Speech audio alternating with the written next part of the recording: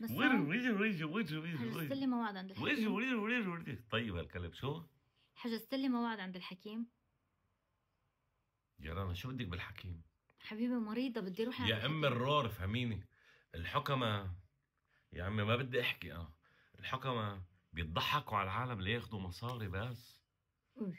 بيضحكوا على العالم. يعني هلا انت طب انت بدك تروح عند الحكيم؟ ايه. ليه شو اشبك؟ مقربة. بس انت حتروحي عند الحكيم شو حيقول لك؟ هيقعد يفحص ويعملنا افلام ومدري شو، بالاخر يقول لك انت مقربه. طب ما انا عارف انه انا مقرب. يلا $50. ما انا عارف انه انا مقرب، ليه بدي اروح عند واحد يخبرني اني مقرب لياخذ $50؟ طيب فرجيني. والله يا ام الرار شكلك مقربه، هاتي $20 انا ارخص من الحكيم. شو هستفيد عند الحكيم؟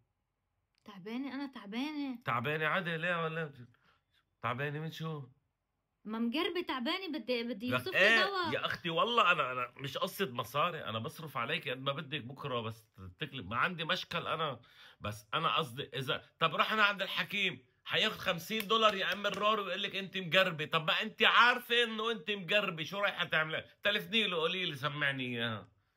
بده يعطيني دواء، بده يوصف لي دواء حسب حالتي. هو بيكون متفق مع الصيدلة عشان يشتري لانه بيطلع له كوميسيون. والصيدلة شو ما الصيدلة شو بيضحك عليك الصيدلة يا ام الرار. ولك انا مقبعد راسي فيهم هول. انا بتروح عند الصيدلي قولي لي انه انا كذاب، بيعطيكي دواء بقول لك خدي حبتين الصبح وحبتين بالظهر وحبتين بالليل، صح؟ صح. كم حبة بيطلعوا بالنهار؟ 6 حبات. شو 6 حبات؟ ليش؟ حتى تخلص العلبة بيومين ترجعي تروحي تشتري من عنده. عرفتي بده يضل يبيعك. هلا شو بدك؟ بدي حكيم، بدي اخذ دواء، مريضة انا تعبانة، بدي اعرف شو مشكلتي بالضبط ليعطيني دواء. عندي يا ام الرور، بتجيبي علبة بنادول ازرق بتاخدي كل يوم الصبح. يعني بتاخدي على الريق بعد الترويقة دغري بتاخدي حبة. امتين تخرجت حبة؟ العلبة اللي هيدي بقلبها شي 50 حبة، كل يوم تاخدي حبة بضاين الدواء وان شاء الله بتطيبي. هلا والله اصحاب ما تخليني. الحكيم والصيدلة بس ليسحبوا مصاري من العالم. انت ما بتعمل شيء الا بخناق. تحجز لي موعد بكره عند الحكيم، انا تعبانه ولازم روح لعند الحكيم ليعرف شو مشكلتي، مش على ذوقك باخد بنادول. اوكي بس طيب في عندي انا لما كنت ماشي معدتي دواء امساك. شو دخل هيدا بهيدا؟ ما هيدا دواء وهيدا دواء يا عم الرور. شو انت؟ لا هيدا توني صار اسمه.